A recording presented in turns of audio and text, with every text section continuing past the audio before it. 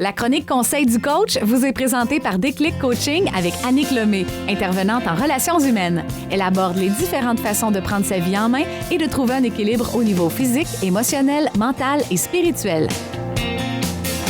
Comme c'est bon de se retrouver, Annick. Allô? Ça va bien? Ça va bien, toi?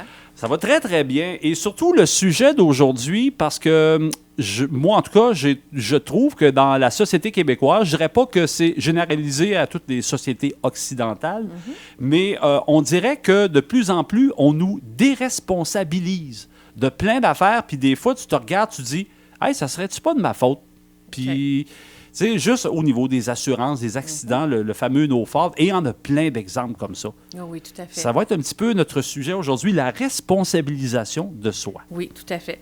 Mais c'est intéressant que tu parles de faute parce que moi, je vais t'amener tout de suite. Quand je parle de responsabilisation de soi, il n'y a pas de notion de faute. OK.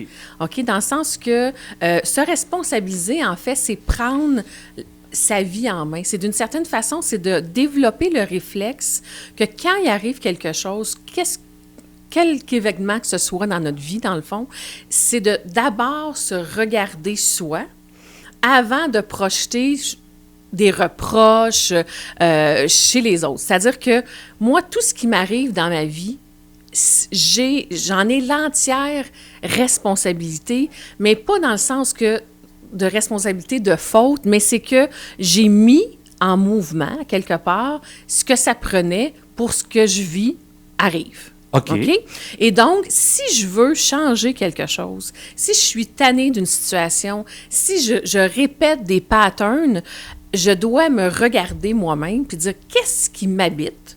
Donc, qu'est-ce que j'ai à l'intérieur de moi qui fait que toutes ces situations-là. C'est tout le temps la même affaire qui m'arrive. Oui, tout à fait. Donc, quand je parle de responsabilisation, c'est un peu de sortir du mode victime de « Bon, tu sais, c'est ça, moi, je cours toujours après mon temps, il m'arrive toujours des affaires difficiles, tu sais, on sait bien, tu sais, toi, t'as tout eu dans la vie, puis moi, j'ai rien eu. » Bon, tu sais, on entend souvent ce discours-là, puis c'est le discours de dire « Bien, OK, tu m'as blessé. » Toujours tout pour les autres. C'est ça. Tu m'as fait vivre telle affaire. C'est à cause de toi si je vis telle chose. Et quand on apprend, dans le fond, à développer le réflexe de dire, bon, plutôt que de reprocher à l'autre quelque chose... Ça serait-tu pas de ma faute? Bien, pas de ma faute. Est-ce que je pourrais regarder, dans le fond, qu'est-ce qui m'appartient? OK. Moi, j'aurais envie de te dire, au lieu de faute, on va dire, qu'est-ce qui m'appartient? OK. OK? Parce que dans n'importe quelle relation ou situation, il y a quelque chose qui m'appartient à moi. C'est comme une responsabilité partagée. Tout à fait. Oui, et que moi seule, dans le fond, je peux agir sur cette chose-là. Donc, je te donne un exemple. Mettons que dans une relation de couple, tu sais, je vois souvent ça. Et moi, quand je travaille avec les couples ou même avec un individu, la personne, je vais toujours lui demander, OK, mais qu'est-ce qui t'appartient dans ce que tu es en train de me décrire? Ah, mon chum, il m'a dit telle affaire. Bon, OK, mais toi, là, comment tu as réagi? Qu'est-ce qui t'appartient dans la situation qui s'est passée? Parce que souvent, les gens vont avoir tendance vraiment à dire que, oui, mais s'il n'avait pas fait telle affaire, j'aurais pas réagi comme ça.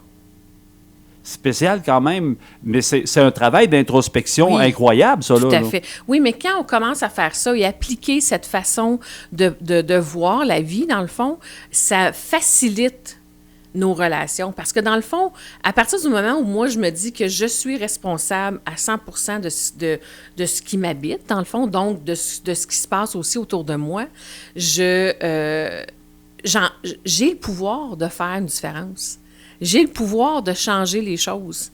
Parce que si c'est à cause de l'autre, ou si c'est de la faute de l'autre ce qui m'arrive, est-ce que je peux faire quelque chose pour ça? Bien, c'est un peu, je dirais, une espèce de développement de la conscience. Tout à fait. Tout à fait.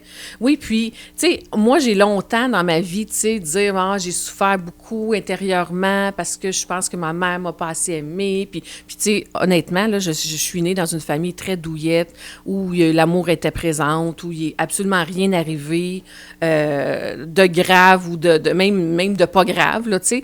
Et, mais moi, je suis une personne hyper sensible qui a réagi de différentes façons aux différents événements de ma vie.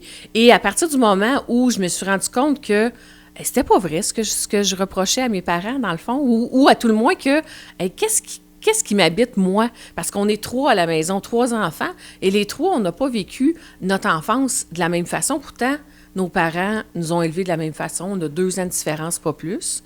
Donc, si c'était de la faute à mes parents, ce que j'ai vécu, bien, mon frère et ma sœur vivraient exactement, ou en tout cas auraient ressenti exactement les mêmes choses. Ce que tu nous dis là, dans le fond, c'est un travail aussi au niveau de la propre perception qu'on a de nous-mêmes et des autres. Oui, parce que, tu sais, dans le fond, tout est une question de perception. Parce que, tu sais, j'ai un argument avec toi, par exemple, puis là, tu vas me dire telle affaire, mais moi, je peux penser ou interpréter que le mot que tu as employé, ça voulait dire telle chose, quand finalement, pour toi, c'était pas du tout ça ton intention, tu sais.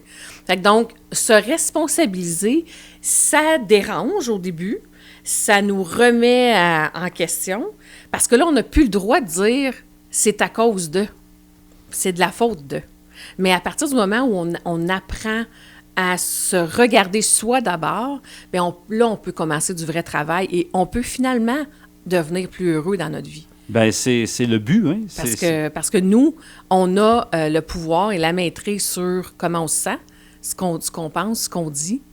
Donc, à partir de ce moment-là, je peux réagir et choisir de réagir différemment à une situation qui m'arrive, même si la situation est désagréable.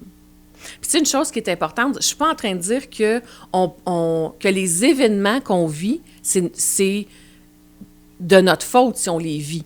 Mais c'est souvent comment je vais réagir à l'événement qui va m'amener à me responsabiliser. OK, moi, là, il est arrivé telle chose.